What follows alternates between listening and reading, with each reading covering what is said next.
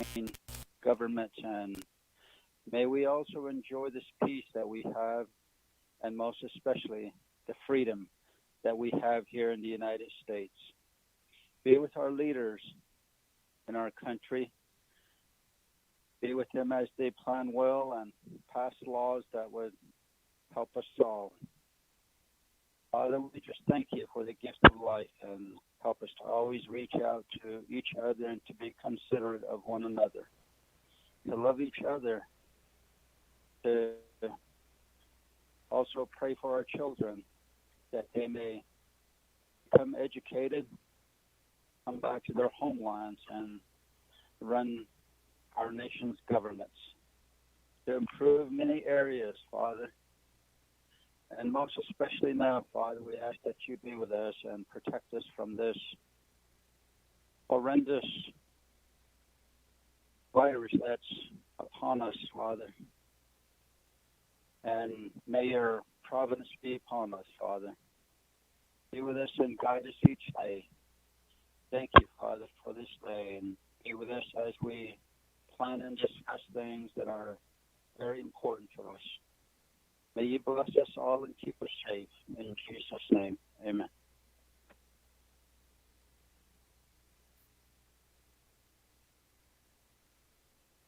Amen. Thank you very much for that blessing this morning, Chairman Nez. And thank you to everybody that's listening in on our usual listeners that are always with us on Vimeo, Facebook, or live stream on YouTube. Thank you very much. This is again, my name is Seth Damon, Speaker of the 24th Navajo Nation Council. We're here today. We have a special guest calling in today from, I think, either in his hometown or from Santa Fe, New Mexico, Congressman Ben Ray Lujan. I know that you're here with some of your staff members, members of the 24th Navajo Nation Council on the line. Without further ado, Congressman, we'll go ahead and hand the floor over to you and welcome you again back onto the great Navajo Nation. Well, thank you, Honorable Speaker Damon. It's an honor to be with you. Yate Bene. Chairman Nez, thank you so much for that blessing, for that prayer, and for helping to open up this important meeting and conversation. Greetings to all of the Honorable Council delegates. It's an honor to be with each and every one of you. Greetings to all of the Navajo people, everyone that is listening into this important meeting and conversation this morning. Mr. Speaker, my name is Ben Ray Lujan. I'm from Nambe, New Mexico, which is 20 miles north of Santa Fe, up in the northern mountains here in New Mexico.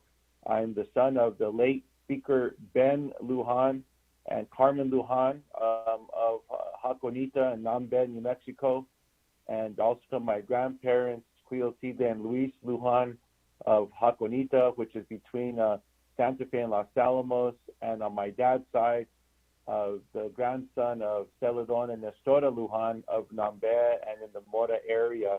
It's an honor to be with each and every one of you to serve as your United States representative for the 3rd Congressional District. And Mr. Speaker, I wanted to visit with the Council delegates today to say thank you for the work that you have been doing on behalf of the Navajo people, especially during this health pandemic, these tough times that have touched every person living all across the country and every family across the Navajo Nation. The work that you have been doing to advocate for resources, for funding, for support, to help save people's lives, I want to commend. I've had the honor of speaking to several of you during this time. I also want to thank you, Mr. Speaker, for your work. I want to thank Council Delegate and Chairwoman Amber Cody for the work that she has been doing in this particular area as well. And again, to all of the Council delegates. Mr. Speaker, there are a few questions that I do wanted to share and see if I could get some direction as well. But I also want to stand for any questions that you all may have about actions in Congress pursuant to the CARES Act, the HEROES Act, both of which, one that has been signed into law that provides funding to communities, to small businesses, to hospitals, to the Navajo Nation. Those are the dollars that were included in your appropriations legislative initiative, of which you are working with the executive branch to make sure that these projects can start moving. And I do, Mr. Speaker, I want to apologize, even though President Trump and the Trump administration have not sent that apology. I do want to apologize that the Trump administration delayed the funding full allocation to as many as 80 days after the adoption of the CARES Act. That slowed down the work that you and the council delegates are doing to make a positive difference in the lives of the Navajo people. But I also want to recognize and celebrate almost 7,000 people that we know that have recovered from COVID across the Navajo Nation, their strength and resiliency. I also want to share my condolences and my prayers and my sympathies for the 480 people that we have lost. I'm so sorry to the families that have lost loved ones, and you are in my prayers and in my thoughts. And with that, Mr. Speaker, I want to make myself available for any questions that you or the council delegates may have. And then with your permission, Mr. Speaker, there are 4 questions that I wanted to ask just to get some additional background as we're moving forward with continued negotiations for the next round of funding for COVID. And then just to report to you, Mr. Speaker, and to all of the honorable council delegates, this weekend, the House of Representatives, the United States House of Representatives, will be convening for a few votes, specifically around postal service. And that vote will take place in our nation's capital on Saturday, this coming Saturday, in just 2 short days. So with that, Mr. Speaker, again, I look forward to the questions and the conversation. Thank you so much, sir. Oh, and then, Mr. Speaker, I apologize. You're correct. With me, I have a few of my staff that are with me today. Brian Lee, if you wouldn't mind introducing yourself, and also Alana Purdy, if you wouldn't mind introducing yourself with the Speaker's permission. Yes, go ahead. Good morning, Mr. Speaker, members of the council. My name is Brian Lee. I'm from Shiprock. I live here in Farmington. I'm a field representative for the Congressman. Thank you for allowing us to be a part of your meeting. Good morning, Mr. Speaker and honorable council delegates. This is Alana Purdy, Montesinos. I am the Congressman Legislative Assistant in his DC office and very privileged and honored to be here today. Thank you. Well, good morning. Thank you. Well, with that, Congressman, what we can do is let me go back to you first and get those 4 questions so that by the time the end, that if we need any more staff to provide additional information, we'll have those answers to your 4 questions. Thank you, Mr. Speaker. And Mr. Speaker, the first question that I was looking for some guidance, sir, is where do you and the council delegates think that the federal CARES Act relief funding will have the biggest impact in helping the Navajo Nation prepare not just for what's happening now, but for, as public health officials have said, potentially a second wave of COVID-19. Number 2, how can I work together with you and with the Navajo Nation and the Indian Health Services to make sure that we are all prepared for what families are facing now and whatever may be coming in the future, especially with what we know will be the height of a flu season coming in the late fall and into the winter. Number 3, Mr. Speaker, the council delegates have appropriated $62 million, a portion of the CARES Act distribution. To date, much has been expended, and is there a council due date for expenditures? I do appreciate the actions that have been taken by the chairwoman, by the council delegates, and I've been paying close attention to the signatures and what's been approved and what was not included with the president's signature and some of those actions. So just to better understand that, Mr. Speaker. And then the last question, Mr. Speaker, is there a plan B that's been talked about or considered for the CARES Act funding if there are balances near the expiration date either for the internal expiration date of August 31st, the council set, or for the federal expiration date of December 30th, 2020. And that's understanding, Mr. Speaker, and I'm sure we'll talk about this. Congressman O'Halloran of Arizona, many of us are working with him on legislation that he has introduced to expand that deadline by 2 years of December 30th, 2020. So that way there would be ample time to be able to use the dollars, to invest those dollars for the good of the Navajo Nation and for all communities, sir. But right now that legislation has not been passed, and there's not any indication that President Trump would sign it into law, but we will continue to work on that. So those are the 4 questions, Mr. Speaker. Okay, great, Congressman. We can go towards that, and we can answer those towards the last 10 minutes of our, maybe 15 minutes of our conversation, so we can give you a thorough dialogue. And if not, we make sure that we actually, what we'll do more importantly with these 4 questions is you'll get a written report from the Speaker's office. And going back to your further question on your, I think it's more of an initial question, we'll go ahead and have a more formal response on everything that all 3 stimulus packages that were passed by Congress.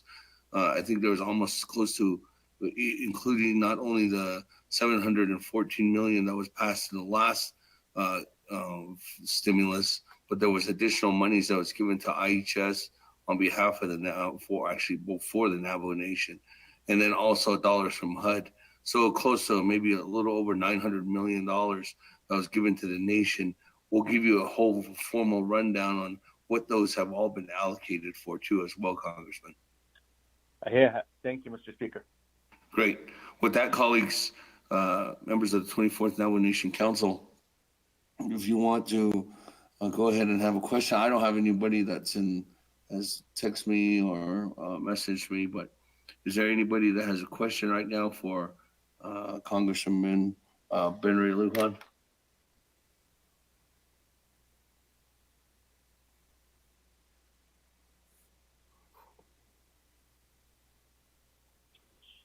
Speaker Damon, this is Delegate Rick Nez. Yeah, Chairman Nez, go ahead. Thank you, Speaker Damon. Honorable Assistant Speaker Congressman Ben Ray Lujan. Thank you very much for serving our great Navajo Nation in Washington.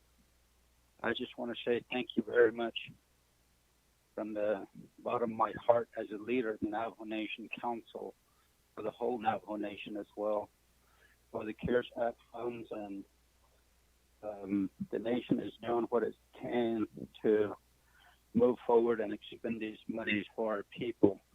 Our dear Navajo people are in dire need of water, clean water. They're in dire need of electricity. The federal government has neglected Indian nations. Through the Treaty of 1868, the federal government has not been able to do what it's supposed to do as far as education, funding for our children. They have not done well with our health care as well. But here today, finally we have this, through this dreadful disease that's come upon everyone throughout the world. And I hope now, through the future, that the federal government sees and acknowledges that it needs to live up to its treaty obligations. And I always think about your dad, Mr. Lujan. He was a fighter for all the Mexicans. He was a fighter for this great nation as well. He was a fighter for Indian nations. And I see that you are, that it is in your blood as well. Just want to reach out to you, sir, to continue advocating on behalf of our dear Navajo people. And I would really just like to see you support that legislation by Congressman O'Halloran and extending this CARES Act funds for another year. We need this, and we will need more money, more funding for our people. There's really no excuse for the federal government not to fund the Navajo Nation as it should be. The United States sends money to other countries to help them. But here, as the indigenous people of this land, they're not giving very much money to our people. The Navajo Nation veterans have served this country, the great United States, well. And our people deserve more funding. They really do.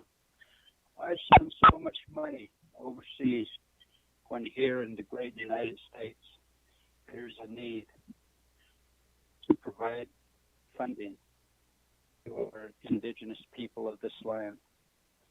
And I just want to thank you, sir. May God bless you.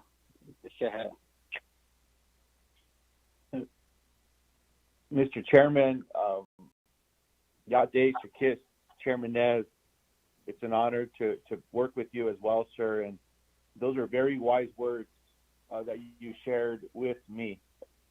I completely agree with the lack of support for trust responsibilities that we have seen across the federal government that have not lived up to their commitments and to their treaties and to defending and protecting sovereignty, Mr. Chairman and Mr. Speaker. And Chairman Nez, you're absolutely correct in the urgency and the importance of fighting to extend the timeline so that the Navajo Nation and other Native American communities, other tribal nations and pueblos are able to use those funds in a way that it will help their communities with the delivery of running water. As you know, Chairman Nez and Mr. Speaker, I was very proud to carry the legislation in the U.S. House of Representatives back in 2009 and 2010 for the New Mexico Navajo water rights settlement, which was signed into law, and that work continues today, not only through your council, but through a partnership with the late Senator John Pinto as well, who I had the honor of working with in addition to my father. I also support the Navajo-Utah Water Rights Settlement Act, and I'm optimistic that that legislation will be passed this calendar year. I'm hoping sooner rather than later as well. That is an important piece of legislation, as was the New Mexico Navajo Water Rights Settlement as well. In addition to that, as you said, Chairman Nez, the importance of this funding, but also additional financial support for all tribal nations, for the Navajo Nation, is going to be critically important. And while the CARES Act included $8 billion specifically for allocations, in addition to, as Speaker Damon laid out earlier, support through IHS and other areas that did benefit the Navajo Nation, the allocation of the $714 million came out of the $8 billion. Just to give you something to compare it to, the HEROES Act, which we passed out of the U.S. House of Representatives at the end of March, I want to say it's been some 13 weeks now, that included $20 billion in relief specifically to tribal governments. So a little more than double, 2.5 times more funds that if that bill would have been passed and signed into law, would have provided that additional support. Now, those negotiations continue, but again, there was no reason that they should have been delayed. When Leader Mitch McConnell was asked about the urgency of passing additional funding, his response was, the Congress should take a pause.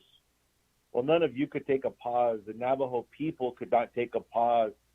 We know the coronavirus did not take a pause, and that's why it's urgent that this legislation get adopted, get negotiated, that we get these plans and support to you, to the council delegates, so that way the help can get to the Navajo people and to all of our brothers and sisters around the rest of the United States of America. This weekend, we'll be going back to vote on something called the Delivering for America Act to ensure that the United States Postal Service as well will continue that important mail deliveries. We know so many of our veterans across the United States of America, 80% of them receive their prescription drugs through the mail. Those important relief checks that get dispersed and distributed often get done through the mail. Important to make sure that, any bills that people may have, that they get to the families, because we also want to protect people's credit and help them as opposed to everything getting delayed. So that is what we'll be going back for, in addition to a few other provisions that may be considered this coming Saturday. But thank you so much, Chairman Nez, for your words, for your direction, and for the recognition of my late father, for his advocacy. And I learned from him, I learned from my grandparents, from my grandmas, about the importance of treating people with respect and dignity, but living up to those obligations as well. And I thank you for recognizing that with my family. Chairman Ness, thank you. Speaker Eugene So. Thank you very much, Congressman Lujan. We'll go ahead and go on down to Honorable Eugene So. Good mornings. Good morning, for those that are listening. Yeah, I just want to be a broken record here. And the IHS needs to get to the residents, which means roads. And we need to communicate. We don't have that on the broadband. We need broadband, etc. And we don't. 40% of the Navajo people, like especially me, I don't have running water. And then I comment the work that is done there in Washington in regards to the help to the Indian Nation. I was interviewed on TV a few months back, and I told them this is what I need, and this is what the Navajo, the Indian people need. The treaty still is in the records. The grass still growing and the water is still flowing as it was promised to our elderly. That signed it to their interpretation, to our leaders at that time. The language to coincide, it takes time with the CARES Act. When it came here, it took time. It always is that. That's the problem sometimes, because by the time the money is about to go, that's finally we get something that would just almost the same as what the Act is telling us how to use it and what to use it on. So those are some of the things that we encountered in the Indian Nation, the interpretation of the treaty.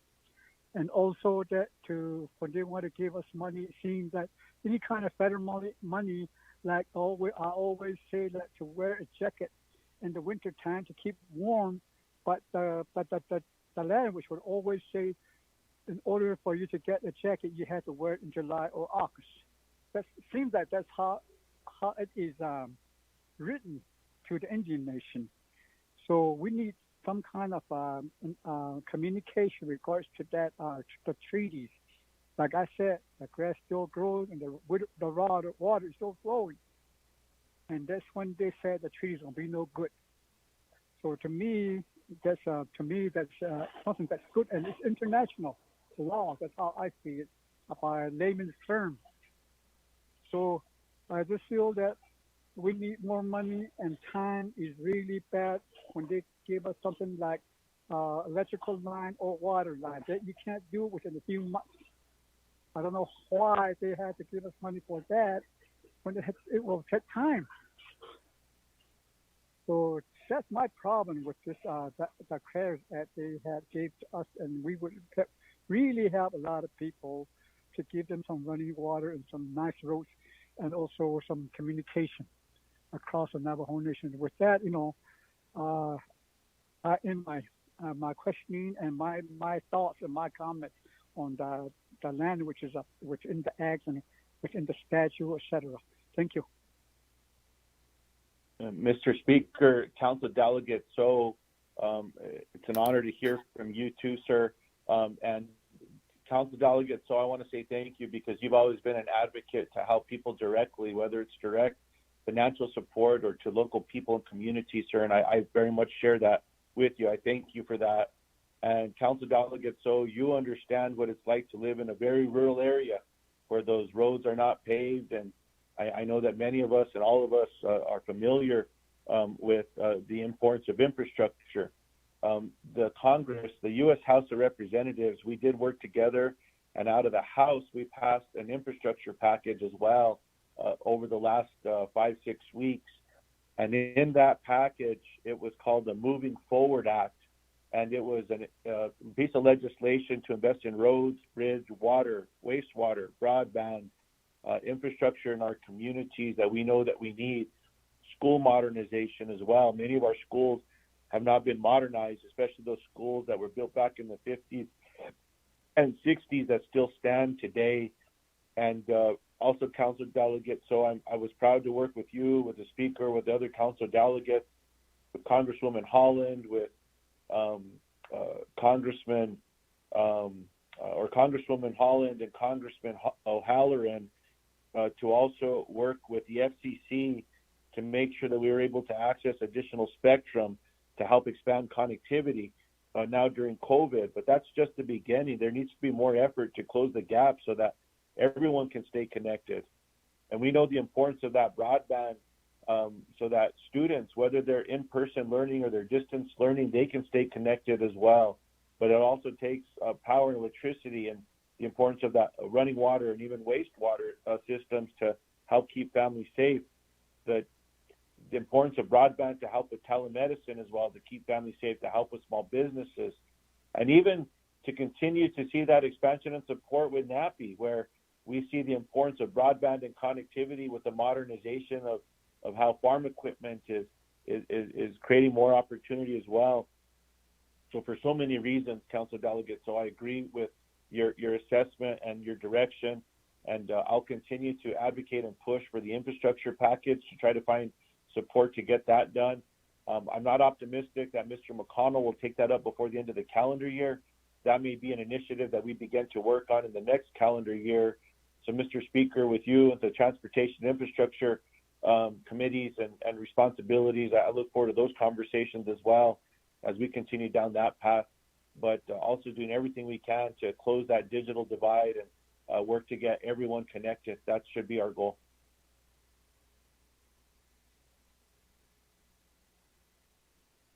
Thank you again, Congressman, for that response, and thank you for taking time to listen to Honorable Eugene. So with that, colleagues, any other comments, questions for Congressman Ben-Ray Lujan? Speaker Freeland. Honorable Freeland, floor is yours. Morning, Speaker, all the members of the 24th Nomination Council. Congressman Lujan, good morning. Thank you for joining us this morning. I really appreciate you being on this call and, of course, speaking with us this morning. Congressman, I want to first of all convey a message of gratitude and appreciation. We had a very important call yesterday, and Brian jumped on the call. And what it relates to, Congressman, is, in Eastern Navajo, we are faced, we have a huge disadvantage over what is referred to as Big Navajo, the checkerboard status. And our communities out there are at a real disadvantage because of the rights-based process that the BIA has to impose or administration over. And, the BIA has been very helpful in trying to find solutions to this process. And I've mentioned this to my colleagues before when we were discussing CARES Act funding, that, Eastern Navajo is always at a disadvantage when it comes to rights-of-ways. And we will continue to be that way because we have to, the complexity of land statuses that we have that's involved is very difficult to obtain rights-of-ways, even for a simple water line or power line. It's very challenging, Congressman. And yesterday's call was a very big step in coming together at your office. We also had Senator Udall's office. I wanted to get the congressional delegation educated and on board as to what we're facing during this time. Chapter that is very rural, and there's 39 homes right now that have been identified that don't have running water. And these are the things that our people are facing. And as a delegate, we all go out to our local communities and speak to the people directly. And for me, I have 8 chapters, and it's a very big region, of course, in McKinley and San Juan counties. But going out and talking to the people directly has been one of my jobs during this time, and checking on our people. And all I kept hearing was we can get running water, when we can get electricity. And I think of those people every night before I go to bed, and I pray for them, who are living with generators, or who have hot water, or who have systems, or who have solar units. That's the reality of what we're living with today. And it's a real hope when you are able to see it for yourself, the living conditions that people are have right now, the challenges that they face. And during this time, I'm glad I got a chance to go out and check on our people. But, Congressman, this rights away and the checkerboard situation goes back to, it predates back to when our people came back for Summit. And, it's going to continue to be a challenge going into the future. But I'm glad this was there on this call, and I appreciate Mr. Lee being on the call. But, what can we do? What can we do to work with the BIA? The BIA is on board. The BIA is very helpful. But the next big step is the BLM. That's a whole new they are very challenging at times.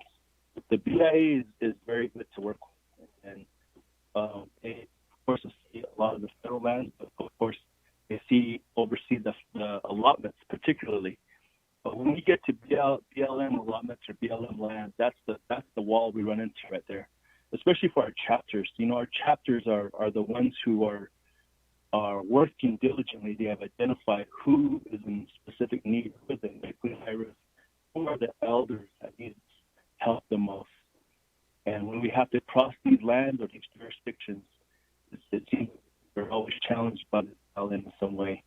So I just wanted to give you a heads up on that, Congressman, and look forward to working with you in your office on this discussion and my colleagues with Research and Development Committee. Another topic I wanted to bring up was the BIE and the early opening of the schools. There was a letter that was sent from Tony Dearman and Paris, stating that BIE federally operated schools are to be opened by September 16th. And Congressman, that is a huge concern.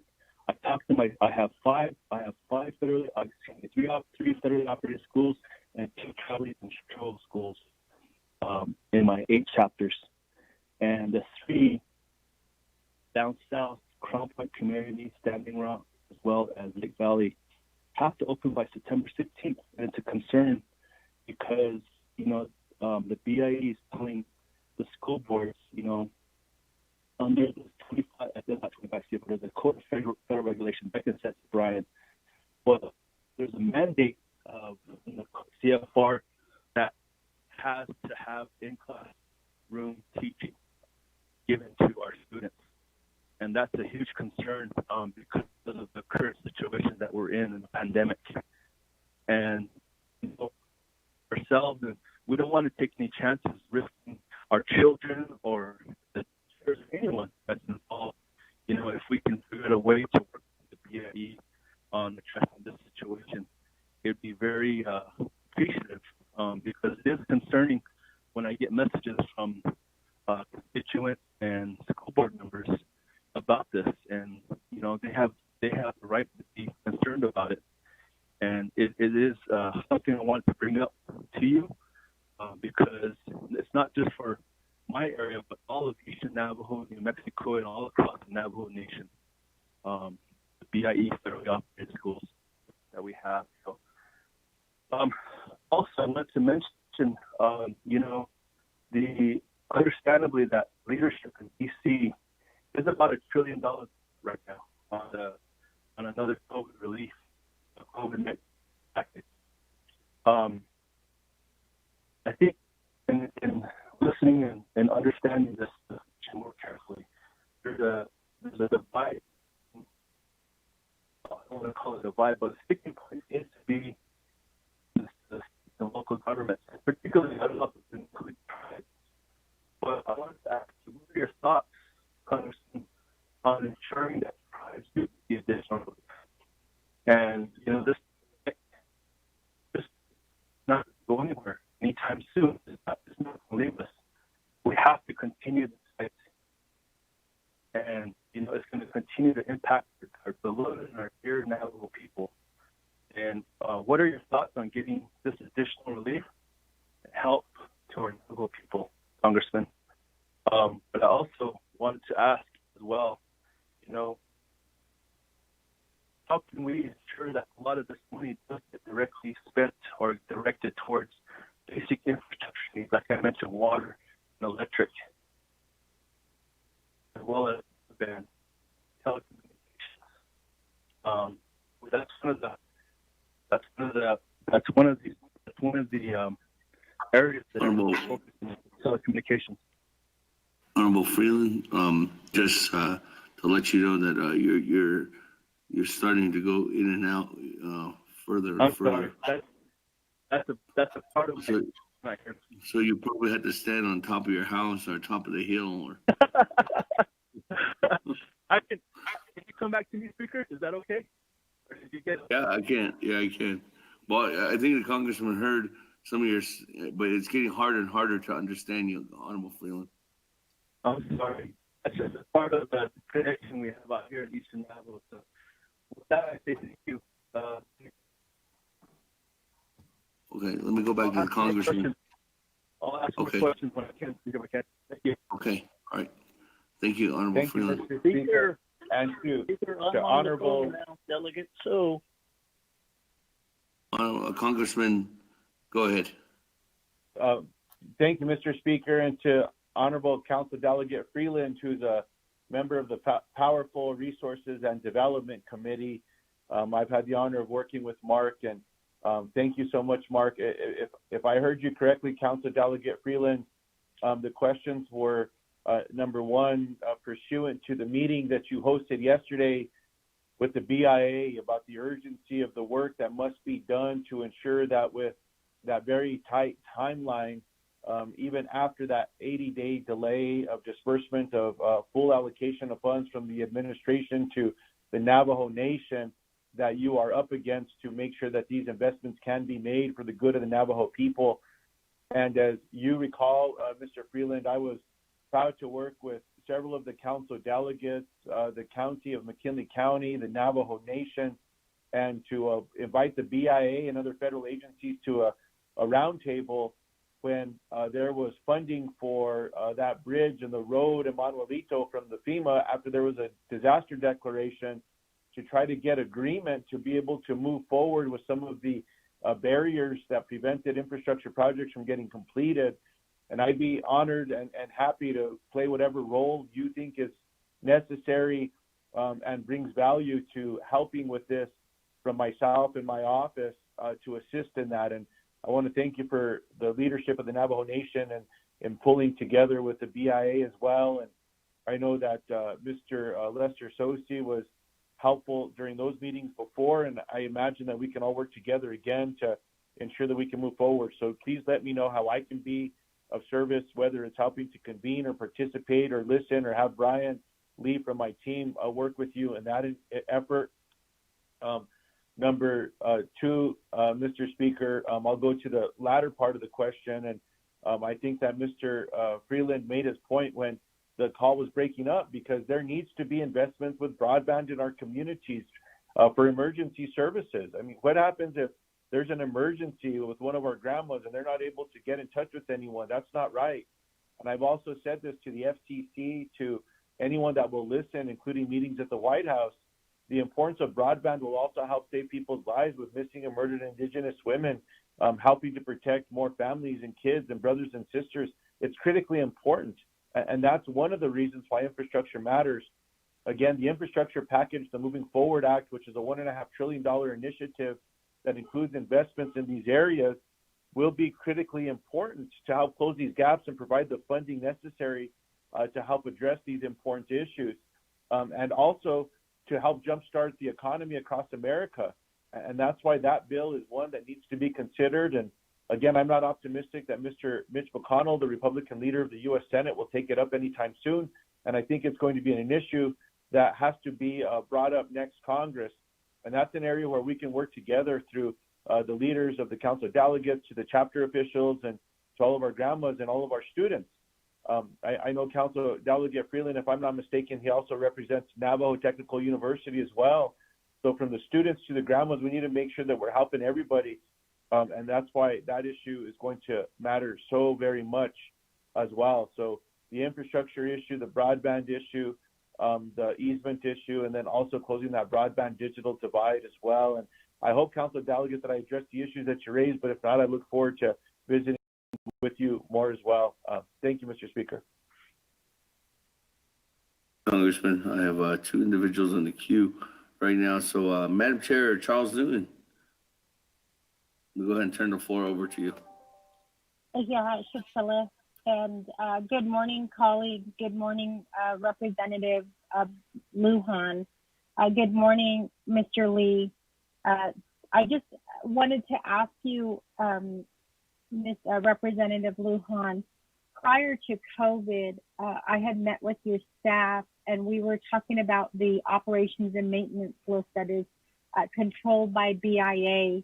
And we were working towards putting the Shiprock Judicial Complex on that operations and maintenance list. As you may recall, operations and maintenance is the responsibility of BIA, and what we have been told by BIA is that they receive a small portion of funding to properly, assist tribes with their operations and maintenance. My understanding is the operations and maintenance cost is about three to four times the cost of the actual building of the facility. And so that is a large chunk of money coming out of the budget for BIA. But again, they're not being fully funded at this point. So they have to, take what they get. But as a result, tribes are having to either pay for the remaining costs for operations and maintenance, or in some cases just have to do without getting things, fixed in a timely fashion. So I hope that your office and the Law and Order Committee can continue to work together to address the issues that are happening with the operations and maintenance list. But I also wanted to ask if your office had any luck in getting that operations and maintenance list, and also information on how buildings are selected to be part of that list. Representative Lujan, you did visit my community, and I'm very grateful for that. We took a tour of the police station, which is now 10% in operation. This all happening during the COVID pandemic. So our Shiprock Police Department hasn't really been, with it being at 10% operations, they really have not been as effective as some other police departments in different districts. So it is starting to become a concern for the people in the Shiprock community. And as you know, Representative Lujan, Shiprock is the second largest community on the Navajo Nation, but it is the largest community on the New Mexico side of the reservation. So this is really concerning that our public safety is not really at its full force at this time, and again, especially during COVID. So you did mention the protection of elders and also of women, but if our police force is not at full capacity, and also not being fully funded and not having a facility to work out of, it does become a issue for the entire state of New Mexico, because we start having to depend on our officers who are off reservation to help assist what's happening here in Shiprock. So I just wanted to bring that to your attention. It's not so much a huge question, but it is a question that I would like answered. I also have been keeping up with your your fight for farmers and also for ranchers. As you know, here in the Northern Agency, we do have about 110 farms that are located here up along the San Juan River. Many of them are not being used, and so we have been working to try to address that issue. But I have seen your commercials, and I have listened to some of your talks on C-SPAN when you're out on the floor. I know that prior to COVID, you were pushing for a bill, I believe, on helping farmers and livestock. I went onto your website after that to see if I could get a little bit more information, but I didn't see it on there. So I'm curious as to what your proposal is for supporting farmers and livestock here. Farmers and ranchers here in the Northern Agency. And if you could get me a little bit more information on that, that would be great information to share with the people here in Shiprock.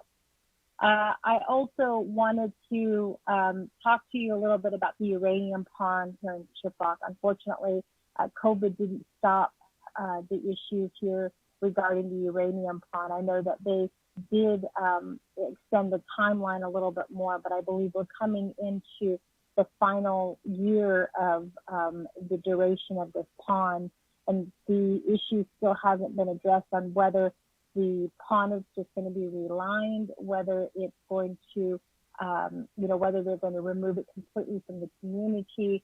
I have received some emails, but again, it's very difficult because of COVID-19 to make any decisions regarding the pond. And I know that the Department of Energy has been working towards addressing this issue. I just don't understand how they can move forward without consulting the community. On the one hand, I did question that. On the other hand, because we're in the final years of this, the liner of that pond, I guess staying intact, I can understand why there's an urgency to make decisions and to move forward. But I hope that the Shiprock community has your support in the way that the decision is made as far as what to do with this pond. And it is very difficult, again, because of COVID-19, we don't have chapter meetings. And even if then, there would be a concern of, whether people can abide by the 6 foot distancing. I know that people do wear their masks, but without that input, it's making it very difficult. I just hope that we can have your support during that time with the uranium pond. And then my brother, Honorable Mark Freeland, did also mention the issue with students in the letter that came out from Dr. Oh, yes. I'm sorry. So my concern is, and I stand firm with this, I think that students just need to stay home. I'm really concerned about what we've been seeing on the news with the schools that have opened and how there has been outbreak that has occurred. And then more importantly, how some schools are not abiding by the rules. And I believe that there was a person in the South who actually took videos of students walking in the school, and none of them were wearing masks, none of them were abiding by the social distancing, and the school had, retaliated against the students, and just it was really awful. It made the national news. But there's also other places that have also opened as well. I know with college campuses, that's what they're talking about now, and they're talking about how there's also concerns there of people not abiding by the rules, and we're looking at another outbreak. And you did mention the possible second wave that we've been hearing about, especially with the upcoming flu season. So I want to know where you stand with whether students should be go back to school or whether they should stay home. And the reason I think that this is important is because in the Navajo culture, we do talk about how our children are our future. They're the ones who, we work hard for. It's all about our kids. We think about them. And I know, like, traditionally, I was always taught you be careful what you say because it could have an impact on your children. And so I'm very concerned about our kids, and I've been asking for support to pass a letter asking BIE, also the state, grant schools, and the Navajo Nation schools to not reopen during this time and to just focus on, like helping students stay home. There was an op-ed piece that was written in one of our local newspapers about how students don't really have that, some of them have a difficult time learning online. And I understand that, but I also see a lot of kids when I go to shopping centers, 2 or 3 years old, handling phones. And so I know that, our kids are growing up with technology and they're capable of doing online learning, but then it goes back to the whole issue of broadband. I was sent an email and I'm asking, I've been asking where things are going with apparently there is a bill that has been passed that is trying to get passed, that's been sponsored by Congressman John Curtis from Utah. I believe it's the Rural Broadband Permitting Efficiency Act of 2019. I know that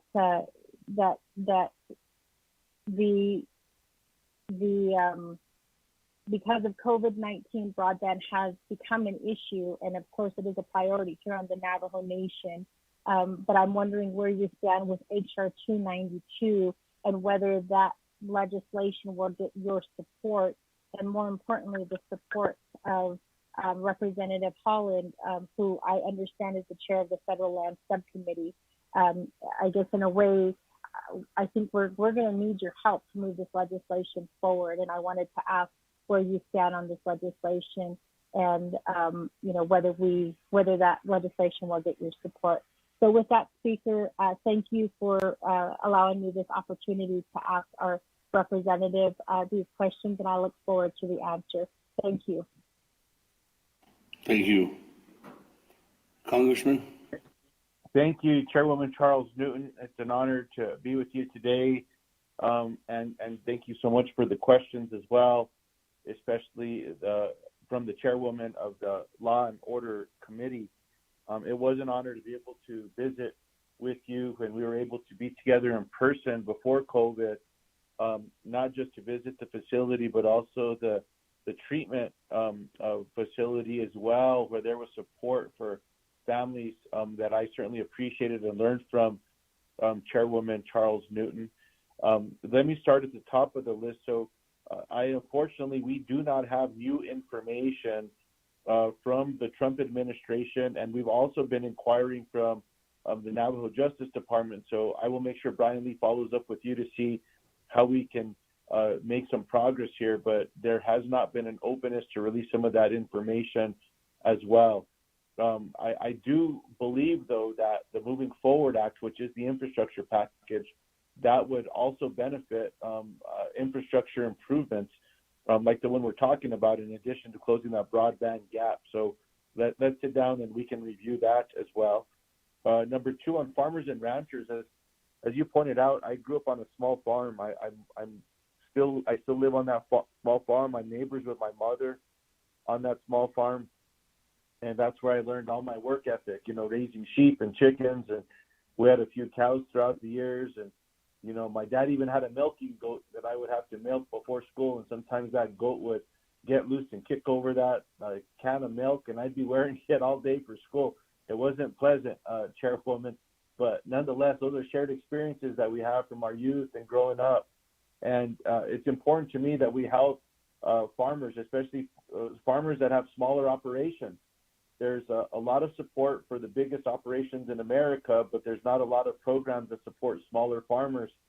And that's why in the Farm Bill, I proudly worked to make sure that we were able to help what was determined to be described as underserved communities, and also farmers that had smaller operations as well. And so I can get those details from the Farm Bill with you as well. But going forward, it was also incumbent that farmers and ranchers be able to qualify for the PPP program and the disaster loan program. And so while we're working to extend that program now, that would be another area that we can work with any farmers that did not qualify for that or apply for that, and see how we can work together with them, but also all Navajo small business owners as well. So that's something that we should and must work on together. With the uranium pond and Shiprock, as you pointed out, there needs to be two things happening here that are not, which is meaningful consultation with the Navajo Nation, with the chapter officials, the council delegates on this important issue, and also public comment. And so, Chairwoman, let's work together to see how we can advocate, and Brian Lee, to get more public comment and ask what has been happening or not happening with meaningful consultation with the Navajo Nation. And while that goes on, Chairwoman, I still am working on the Radiation Exposure Compensation Act. We've been having meetings with the Speaker's office in the U.S. House of Representatives, with the Chairman of the Judiciary, which is essentially, your counterpart as well, with two of the committees from the Navajo Nation that Chairman Nadler's jurisdiction combines. And so we'll continue to work on those important initiatives to provide support for downwind communities, as well as for our uranium mine workers and their families. And then thank you, Chairwoman, for reminding me of the question as well that Council Delegate Freeland had asked with BIE schools. So I am working with Congresswoman McCollum. She's a congresswoman from Minnesota.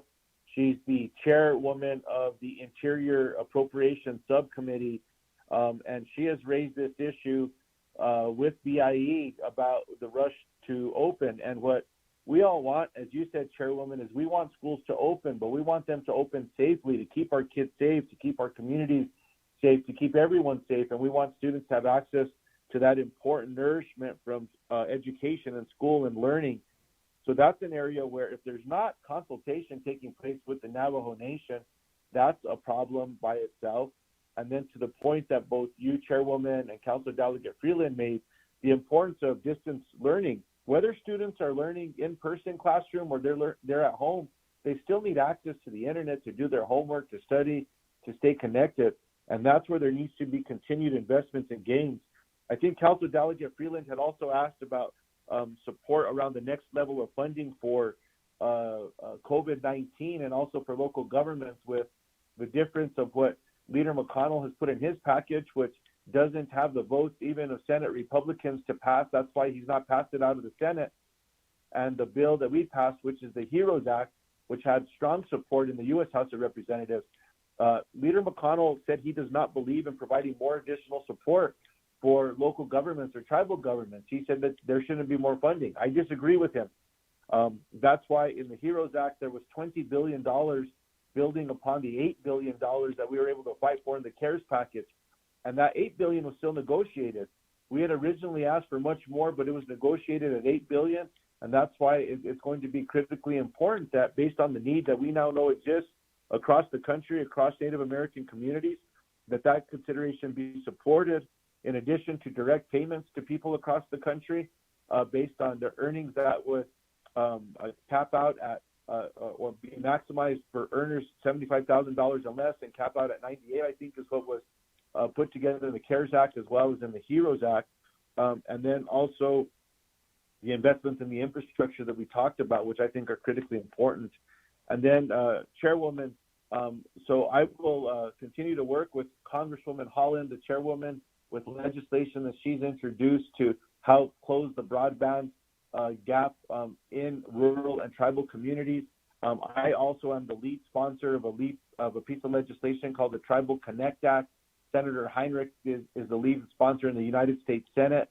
That bill also complements the one that you named, associated with everything that we can be doing, looking at all legislative ideas and funding initiatives to close that broadband gap in tribal communities and in rural communities across America, in addition to mapping areas that are not covered, so that way that connectivity gap can be closed and can disappear as well. So thank you so very much, Chairwoman and Mr. Speaker, for the time today.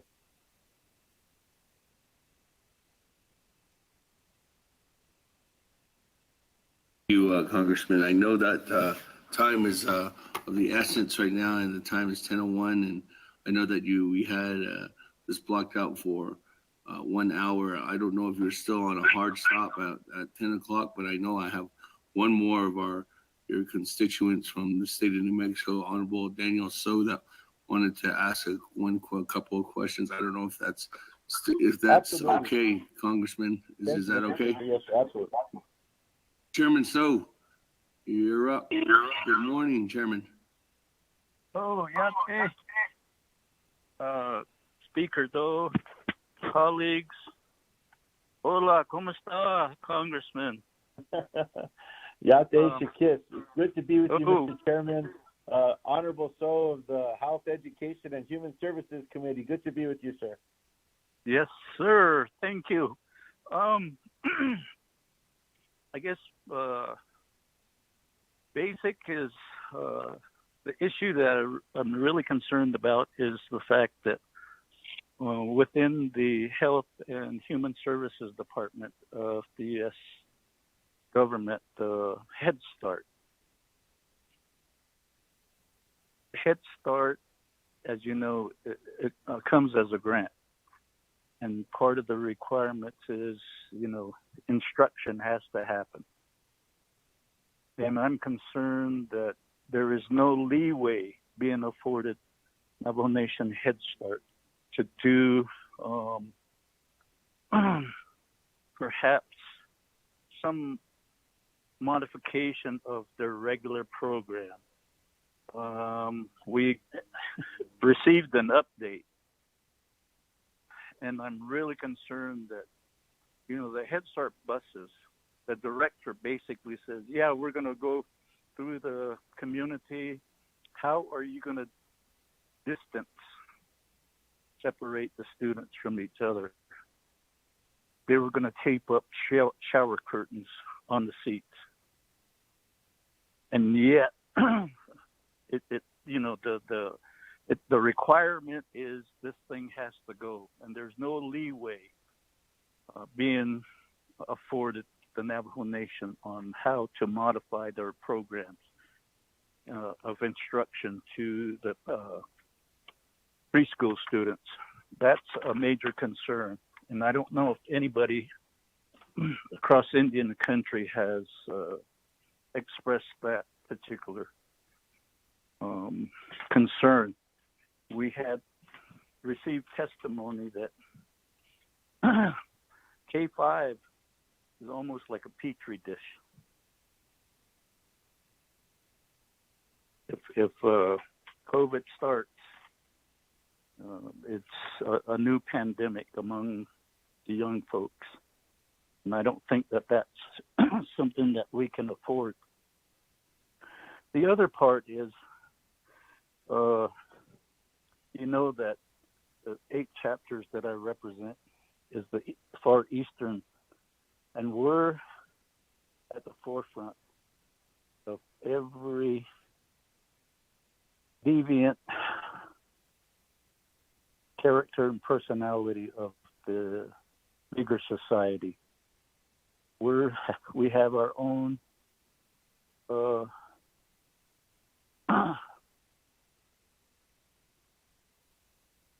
invasion of meth, our own invasion of bootlegging. You've driven the road from San Luis to Torreon. We're right there.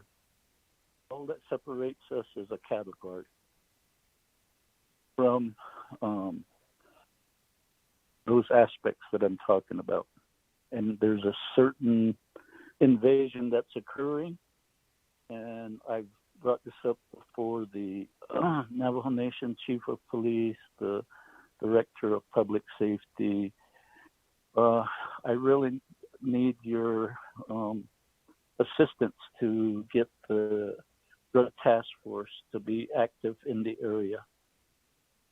Bootlegging, the distribution of methamphetamines, as well as fentanyl and the other related aspects that come with it, domestic violence, increased numbers of homicides, sexual assault, and just the very basic items that are infringing upon the community. The biggest part is, Highway 550, 4-lane. At one time, Counselor was the hotspot for a drug war. Turf battle between folks from Bloomfield, from Bernalillo, as well as from Espanola. And now it's shifted more toward Torreon. So that's the part that really concerns me. The other aspect is just the fact that Highway 550 and Highway 371 is basically areas where folks disappear. And so that is a major concern. The other aspect is there is the Fair Care for Veterans Act of 2020 on the House side. How can we get a sponsor for that particular bill on the Senate side?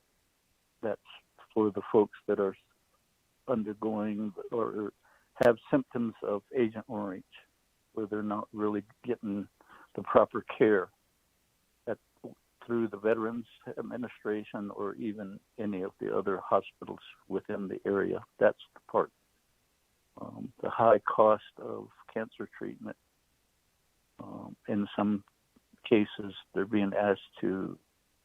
veterans are being asked to pay part of the costs, and that shouldn't be. The other is just the fact that the methane rollbacks is a big concern for the folks. We're also facing new oil and gas lease sales that are within the Ojo Encino community.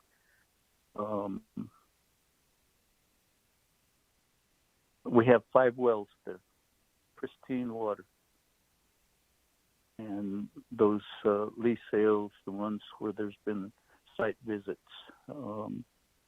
is right where the aquifer sits, and it abuts the Hickory Apache Reservation. So I'm sure you'll hear about those particular site selections that have been nominated by the oil and gas industry. On the Hickory side, they're concerned that it's going to affect their oil pool on the reservation site. So it is a major concern among 2 tribal nations within your district. And I really think that we need to focus on it. The other is the resource management plan amendment. There's going to be some focus on, they start next week. And for me, that's right at the heart of our Navajo Nation budget hearings, and I won't be able to pay attention. But I know that the chapter folks in the area will be honed in on it. But again, it's the lack of adequate internet services hampers the ability for the folks to be able to participate. So those are the major items. I could go, as you know, I could keep my concerns is lined up for an all-day discussion, but I'll leave it to that part as I feel like those are the priority items. Thank you, Mr. Congressman and future Senator. Thank you. Thank you, Chairman Daniel. So, that Congressman, I'll go turn the floor back over to you, and then with our closing remarks too as well, you can conclude. Thank you, Honorable Speaker, and thank you to my friend, the Honorable Chairman So, as well, for his important questions and his advocacy on important issues. Mr. Chairman, on the Head Start issue, this is not something that I had heard about.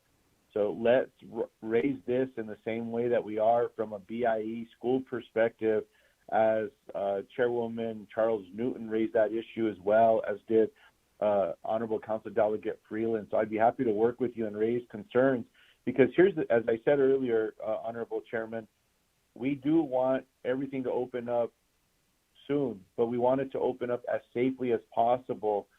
And especially with all of the strength and resiliency that we have seen from the Navajo Nation and all the sacrifices that have been made, we need to make sure that we protect that effort to keep people safe and protect our grandmas and also protect these young students, the future, I was reminded by Chairwoman Charles Newton as well, and also to make sure that those investments are available to expand broadband connectivity, even with the expansion of the 2.5 gigahertz spectrum, looking to see how more hotspots can be deployed, while there is a master plan that can be adopted and implemented to close that broadband gap as well. The importance of legislation that you raised to look after our veterans, especially with exposure to Agent Orange, that's something I am supportive of, Mr. Chairman, and we can work with you to see how we can get more advocacy and support. But also, if there are any veterans that you are aware of in New Mexico that need support with casework, I'd also be honored to work with you, Mr. Chairman, and you, Mr. Speaker, to make sure we open up cases to help them as well, especially navigating the VA. So please let me know how we can do that. And then, Mr. Chairman, I also remain concerned about the rollbacks of the rules that were put in place that were torn apart by this administration when it comes to methane emissions. In New Mexico, our state is not the #1 oil and gas producer in the country, but New Mexico has the top 2, arguably 3 methane hotspots in America.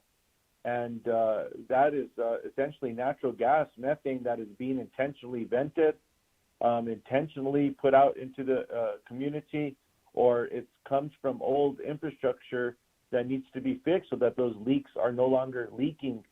And here's the concern I have, Chairman, is in New Mexico, there was agreement, even from the oil and gas industry, from environmental organizations and advocates and citizens, as well as the governor of the state of New Mexico, to actually implement rules to stop the intentional flaring and to stop all the leaks. I don't see the wisdom in what President Trump is doing here, especially when everyone was working to eliminate the methane leaks and intentional venting and flaring.